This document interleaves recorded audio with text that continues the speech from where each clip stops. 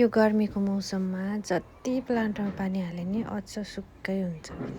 त्यही भएर अब पानी त हाल्नै पर्यो।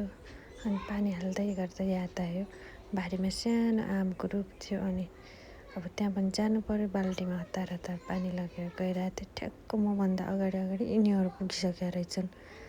अब यिनीहरूलाई भगाएँ, त्यसपछि त्यसमा पानी हालेँ। फेरि पानी हालेर फर्केर आउँदै थिएँ, ठ्याक्क आँखा पर्यो मेरो पाकेको यी टमाटरमा। अब अचार लोभर भइसकेपछि यस्तो राम्रो पाकेको गोलभेडा छोड्ने त कुरै भएन। अब टिप्नु पर्यो, चट्ट रोटीसँग अचार बनाएर खानु पर्यो भनेर टिपेर ल्याएँ। त्यसपछि ठ्याक्क याद आयो, छतमा ड्र्यागन फ्रुट पनि थियो। अब छतमा गइरहेको थिएँ, ठिक्क बाटोमा मम्मी दाल पिसिराख्नुभएको रहेछ। त्यसपछि माथि ड्र्यागन फ्रुटमा पानी हालेँ। अब खाना बनाउन रेडी गर्नु पर्यो।